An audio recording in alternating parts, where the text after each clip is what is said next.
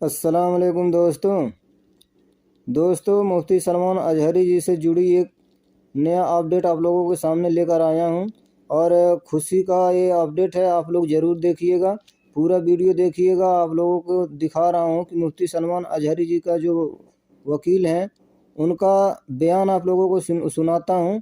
और उन्होंने खुद बताया है कि उनका बेल कब होगा और उनके ऊपर केस क्या है, मुकदमा क्या दर्ज हुआ है। आप लोगों को इस वीडियो को सुनाता हूं जो मुफ्ती सलमान अजहरी जी के वकील ने खुद बताया है। तो अफवाहों में मत फैलिए। यूट्यूब पे बहुत लोग बता रहे हैं कि उनका जेल हो गया है, उनके साथ जो है बदसलूकी की जा रही है, मगर ये सब टोटल अफवाह है। आप उनके वकील को खुद सुनिए, उनका वकील का ये बयान है, आप उनके वकील को खुद सुनिए। आपके सामने फुल स्क्रीन पे वीडियो लगा रहा हूँ उनका, आप लोग देखिए। और मुफ्ती सलमान अजहरी जी के लिए जितना ज़्यादा से ज़्यादा हो सके उतना दुआ कीजिए कि उनको सोमवार को रिहाई मंजूरी हो जाए। तो इस वीडियो को लगाता हूँ फुल स्क्रीन पे, आप इस वीडियो को देखिए और उनके वकील को बातों को सुनिए। बताइए। इसमें मैंने देखा था, इसमें सलमान अजहरी साहब के खिलाफ भड़काऊ भाषण को लेकर के एफआईआर करी गई है। 3 जगह अलग अलग एफआईआर हुई, उसमें से 2 जगह से तो उनको बेल ग्रांट हो गई है जी।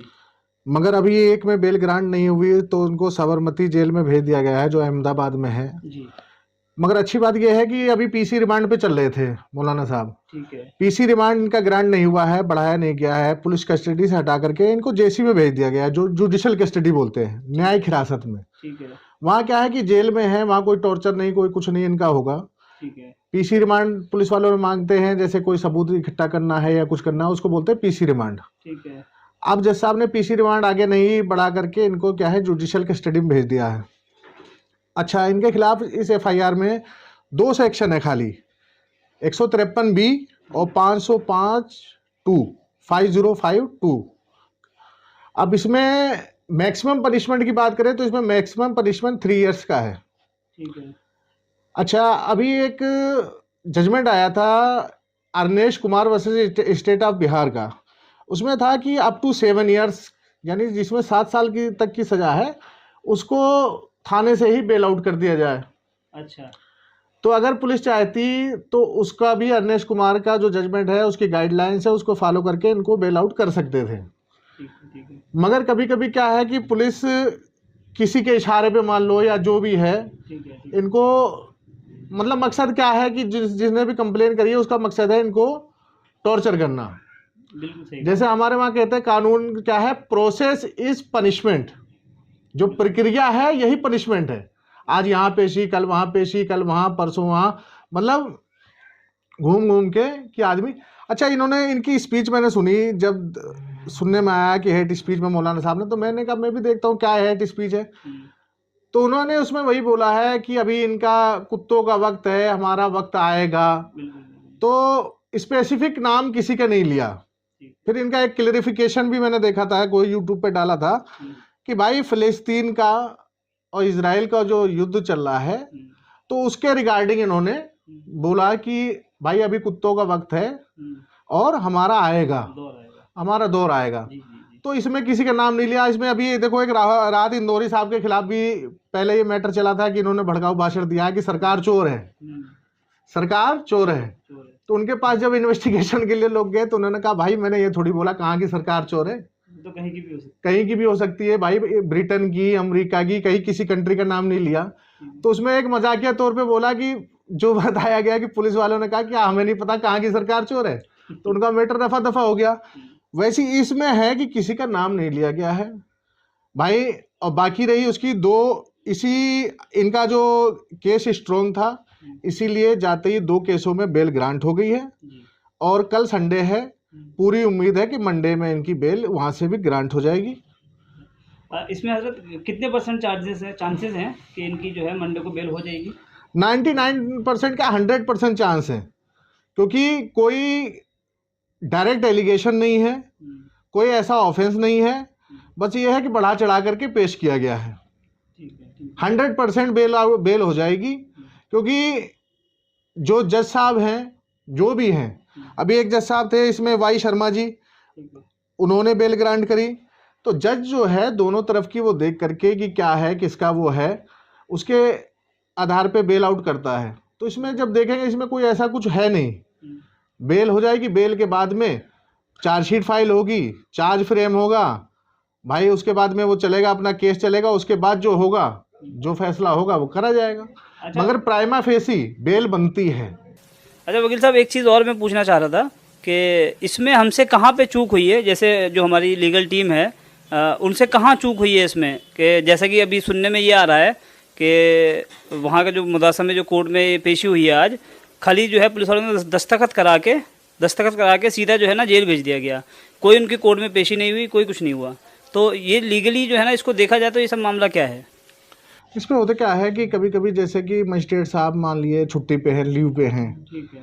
तो उसमें क्या करते हैं, ड्यूटी एमएम के पास पेश किया, या मोस्टली क्या होता है कि 4 बजे के बाद मजिस्ट्रेट उठ जाते हैं, ठीक है। ठीक है। तो उसमें क्या होता है कि नॉर्मल सा प्रोसीजर है कि प्रोड्यूस किया, साइन कराया, 14 दिन की जैसी मांगता है आईओ, तो 14 दिन की जैसी ग्रांट हो जाती है। हर 14 दिन पे आईओ आता है, 14 दिन की जैसी, जब तक इनका चार्जशीट इनकी फाइल नहीं हो जाएगी वो बढ़वाता रहता है।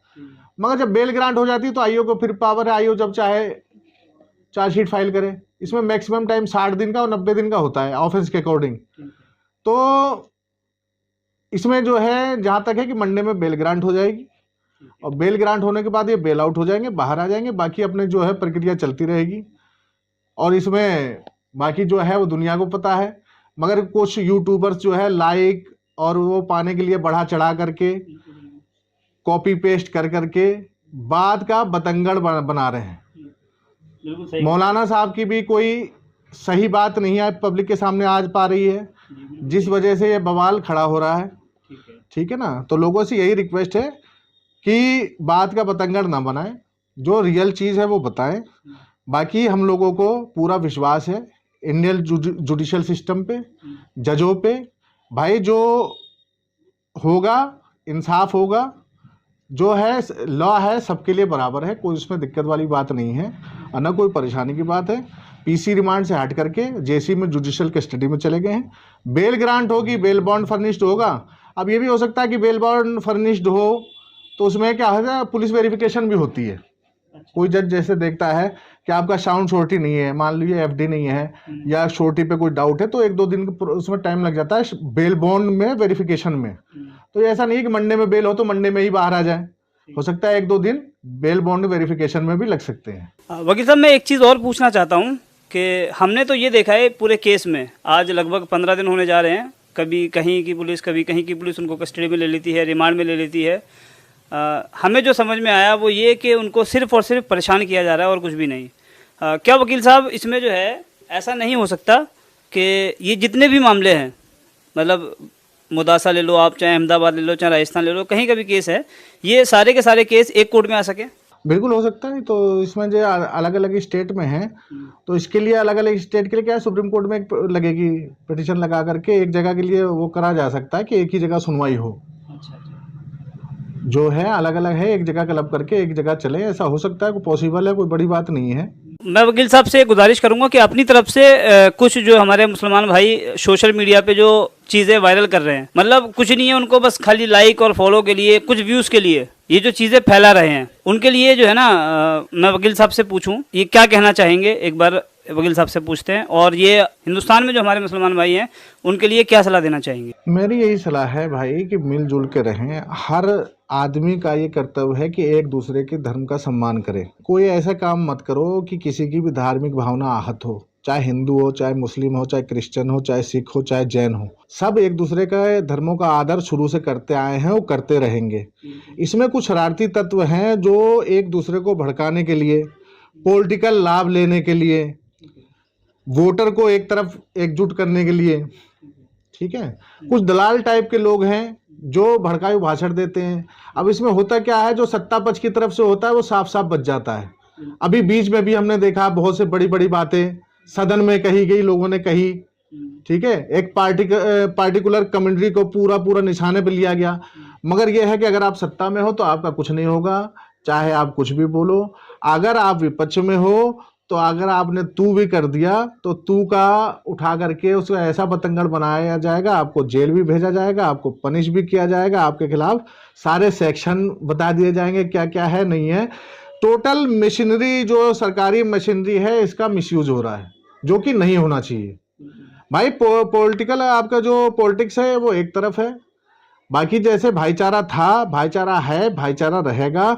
आज के दौर में मिलजुल के रहें, इसी में सबकी भलाई है भाई। देश कैसे विकास करेगा, कैसे प्रगति करे, जैसे कैसे प्रगति होगी, कैसे क्या होगा, इसके लिए आदमी को ध्यान देना चाहिए। मगर आजकल लोग हिंदू मुस्लिम ये वो इतना ज़्यादा कट्टरता बढ़ गई है जो हमारे देश के लिए हानिकारक है, और इसका फायदा विदेशी ताकतें जो हैं, आतंकवादी जो हैं वो उठाते हैं कि भाई इनमें भाई भाई में फूट है, चलो हम चल के इसका फायदा उठाएं। तो ऐसा नहीं होना चाहिए, मिलजुल के रहें और एक दूसरे के धर्मों का सम्मान करें। और चाहे मौलाना हो, चाहे पंडित जी हो, चाहे कोई महात्मा हो, भाई कोई ऐसी बात ना बोलें जिससे किसी के धर्म को चोट पहुंचे, किसी की भावना आहत हो। तो दोस्तों ये है हकीकत और सच्ची वीडियो देखा करिए, और यही सच्ची वीडियो है। ये मुफ्ती सलमान अजहरी जी के वकील हैं और इन्होंने जो कहा वो सही बात है। और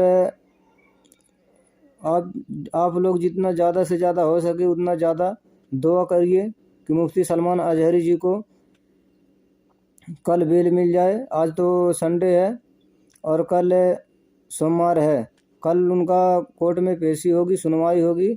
आप लोग दुआ कीजिए कि उनको बेल मिल जाए। तो फिर वीडियो मेरी कैसी लगी, वीडियो अच्छी लगी हो तो वीडियो को लाइक कर दीजिए, और अच्छी नहीं लगी है तो डिसलाइक भी कर सकते हैं। और जो नए हमारे चैनल पे आए हैं वो हमारे चैनल को सब्सक्राइब कर लें। और फिर मिलते हैं नेक्स्ट वीडियो में, तब तक के लिए अस्सलाम वालेकुम।